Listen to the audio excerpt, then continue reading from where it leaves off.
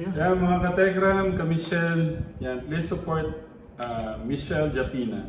Support po natin si Michelle Japina, mga ka-Telegram. Thank you so much po.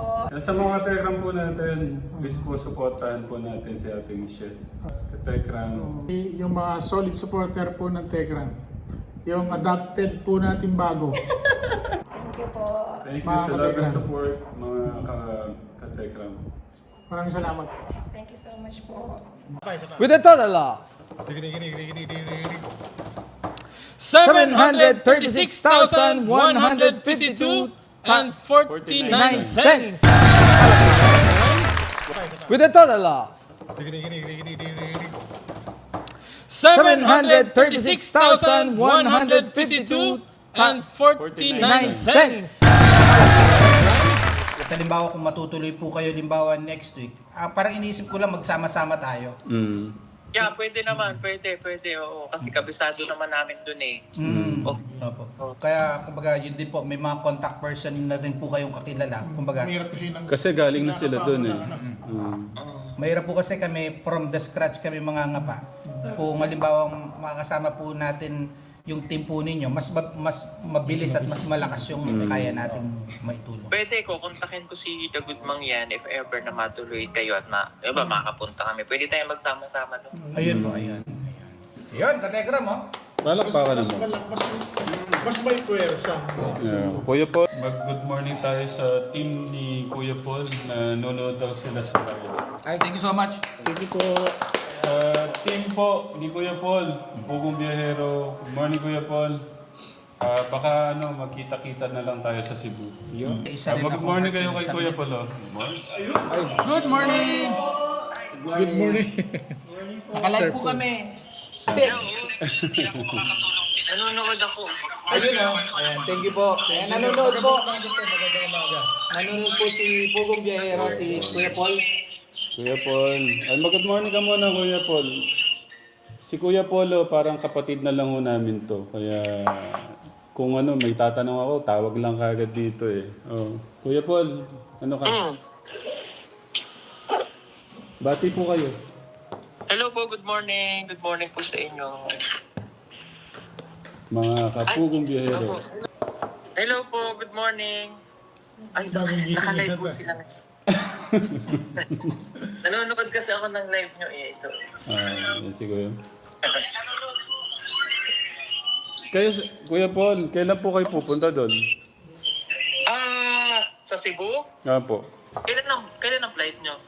Ano po, after siguro sa Martes po, kasi dapat po, ang plano talaga namin itong bukas, kaso nga itong problema nga na paano nga kung puro kami dito, di ba parang ang naman, ang hirap din nandun ka tapos tong mo. Kaya nag-aantabay po kami sa hanggang Monday po, Kuya Paul. Oo. Grabe kasi dun sa Cebu eh. Grabe talaga. Mas matindi pa yun sa Dindol. Oh. Nalungkot nga ako noon, Kuya Paul. Sabi ko, magkakasama-sama kami nila Kuya Paul sa Kaso, yun po. Alam niyo naman, may mga inayos po tayong problema noon.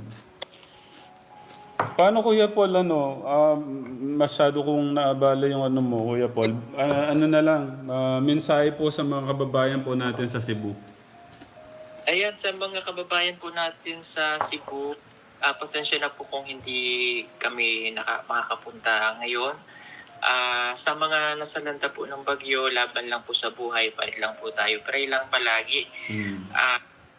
Sipin po natin mga pagsubok lang yan, pero kaya ng Pinoy yan. At saka yung mga taga Cebu,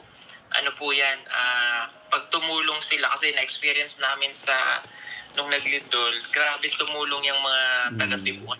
Kayang-kaya ng Cebu yan. And hopefully po makalipas ng, kung hindi man maging kasi yung Pasko nila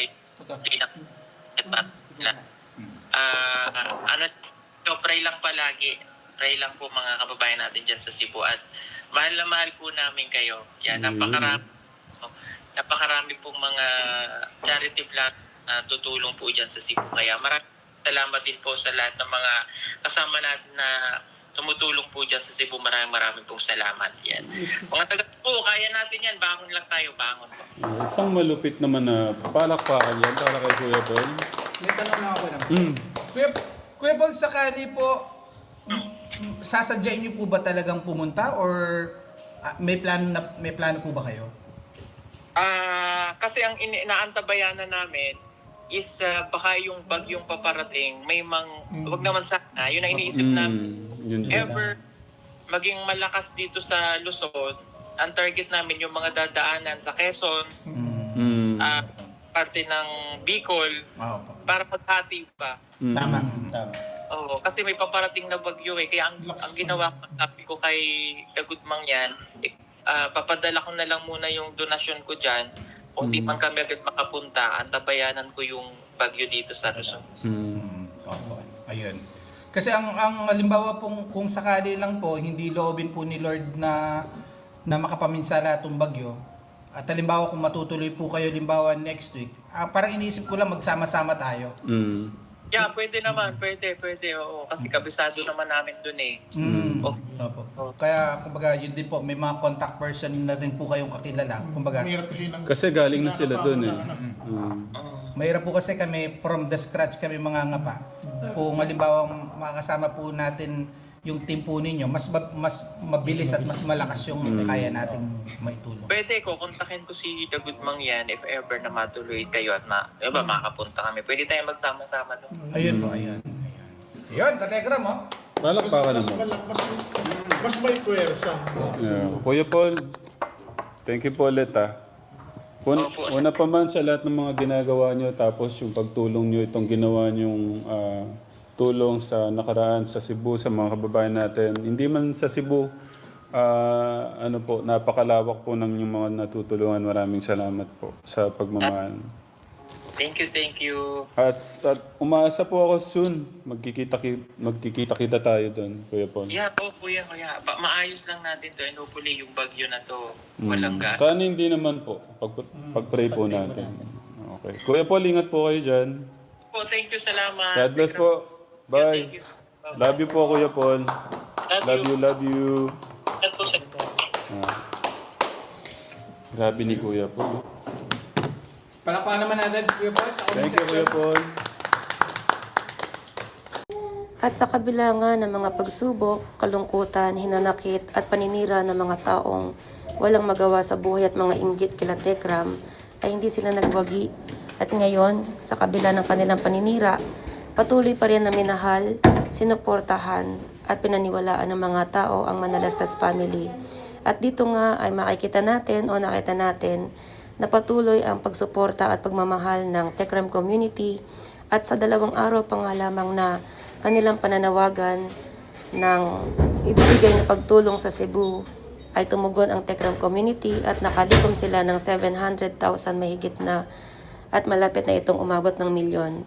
At hindi pa nga yun, magsasama pa nga sa pagtulong sa Cebu ang Pugong Biyahero at Tekram family.